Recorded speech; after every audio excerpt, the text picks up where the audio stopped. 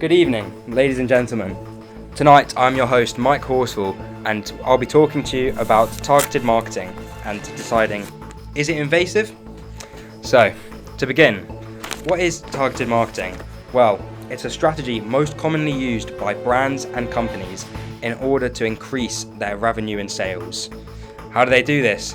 So, they have to concentrate their marketing onto the consumers who are most likely to buy their product or service.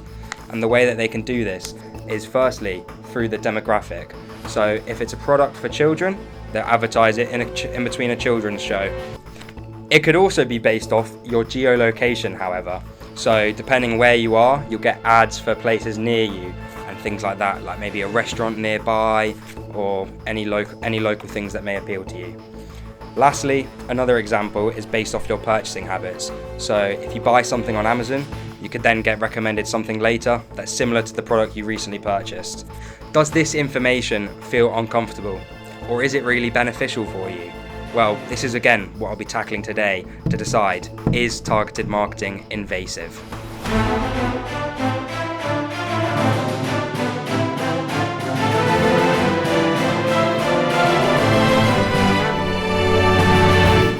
To begin, I'm going to look over the pros and cons of targeted marketing for businesses. So, as you can see, it's more efficient for businesses, leads to higher conversion rates, and it helps them build stronger relationships with their customers, whilst also optimizing their resources better and being more successful than generic campaigns. However, the cost for impression is higher, and they could miss out or exclude potential customers by limiting their targeted audience. And lastly, it requires a lot more extensive research into learning more about their audience and how that they can appeal to them. So it takes longer and more effort. Overall, at the end of the day, the pros do outweigh the cons, because the main effort for businesses with targeted marketing is to increase their sales and revenue. And 99% of the time, they manage this. But this isn't just through targeted marketing campaigns in order to attract new customers. It could be through something as simple as offering a discount to a regular customer, or even just recommending similar products based on your consumer behavior or your purchasing habits. So a great example of this is streaming websites such as Netflix and Amazon Prime. These services have sections such as recommended, we think you'll like, or based on your last watched. This is just little examples of tracking your data in order to use for marketing and its personalization. Now, before we go into the pros and cons for consumers, I'm going to hand you guys over to my street correspondent, Michael, to bring some questions to the public and see if they can tell the difference between what is and isn't targeted marketing. Take it away. Thank you very much for that, Mike. So today we're outside Manchester Met University to talk to some students and see if they can tell the difference between targeted marketing and just generic campaigns. So today, at the moment, I'm joined here by Izzy Coleman from Manchester Met University. So, from the ad campaigns I've shown you, which of the ones do you think are targeted and which of them are generic? I think the targeted one is the Duolingo TikTok advertisements. And why do you think that? I think it's because it's targeted towards a young audience, and they do like trends and stuff to follow up with like what currently like the youth are like looking at. Well, see, whilst Izzy is correct here, all four of them were targeted marketing. So now we're going to be joined by Robert Pearce, also from Manchester Met University, and we're going to ask him what he thinks. Lovely to meet you. So, what do you think? Which of the four campaigns that I showed you are targeted marketing? I think Spotify Wrapped is definitely the most targeted. And why is that? I feel like they're using my data but I enjoy it, so I have no complaints. Fair play. So now what you might be surprised at is all four of them actually were targeted marketing. So, as I mentioned before, all four of those were targeted campaigns. Firstly, the Share a Coke one. You're looking for your name on the bottle or someone you know. This influences you to buy Coca-Cola rather than one of the other competitors like Pepsi. Meanwhile, the Spotify Wrapped campaign. This is a year-end summary tailored using your data.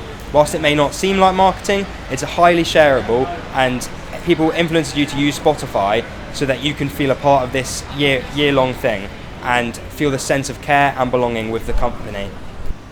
Now, GoPro's marketing strategy is built mainly around user-generated content, and this influences people to buy their products in the hopes that when they share their footage online, it can then get featured in ads or used for competitions, things like that. Now, Duolingo uses the popular social media platform TikTok. This helps them get to younger audiences by sharing funny adverts, funny TikToks that then influence younger people to use Duolingo and learn more about languages. Now, as you can see, it can be a lot harder to tell the difference between subtle and more obvious targeted marketing strategies. Therefore, it stirs up quite a bit of confusion as people don't know when they're being tracked and whether their data is being used, what it's being used for, and so it doesn't seem great. Now, thank you very much for this, and back to you in the studio, Mike. So, as I said, recently I conducted a survey on targeted marketing to truly find out what the majority of the people think about the subject, as every person is unique and everyone has different consumer decisions and purchasing habits. So, for the first question, I asked how often people click on ads whilst online. Whilst 42% of people said sometimes, the other 58% were split between rarely and never.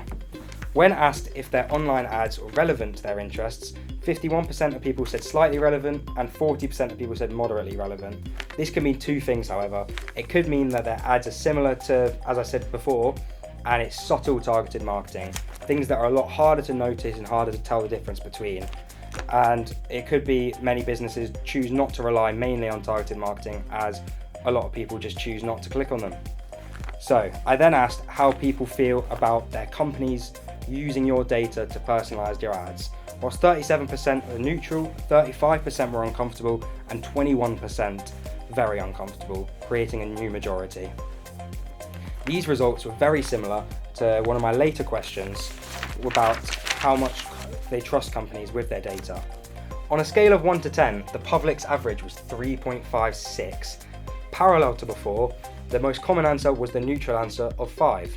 However, 60% of people still chose the numbers between 1 and 4, the second most common answer being 1, the lowest option. If this wasn't evidence enough, I asked about if targeted marketing was an invasion of their privacy, and 54% people say that they either agree or strongly agree. Whilst it may occasionally be helpful, it would appear that the majority of consumers, it feels invasive. Most people decided that the most invasive forms of targeted marketing are based off your social media activity, your location, and your search history. And rightly so. Business-consumer relationships should be safe. They should feel comfortable, and you should not feel like you're being spied on. So I chose to ask about streaming services, as it's one that not many people will think about. And I asked about if they often choose new films or shows off of a recommended section. And 51% of the people said sometimes, which means that a lot of people are still getting their data tracked without even thinking about it or noticing in some way. After analysing the total data, whilst there are many benefits for consumers and businesses, I've decided for the many people, it still feels invasive. So whilst it can be more efficient and generate higher sales, it's still capable of causing customers confusion about how much the company is tracking and using your data. This is very clear to see through the results from my survey before. Most of the respondents do not trust companies with their data, and over half of them feel that targeted marketing is an invasion of their privacy. Whilst it can improve your customer experience by making websites easier and quicker to navigate, it creates confusion about what's personalization and what's surveillance. People also don't realize a lot of the time when they're being targeted. This can stir up confusion about what data is being tracked, what data is being used, and how is it helping you. Overall, the public perception seems to be that targeted marketing is invasive, as it is heavily reliant on using consumer data, things that a lot of people prefer to keep private. Whilst it has advantages, such as in terms of convenience, the discomfort it can cause to customers is a lot more important, and this outweighs the benefits. Therefore, after summing up the evidence, I've come to the final conclusion: targeted marketing is invasive. Thank you very much.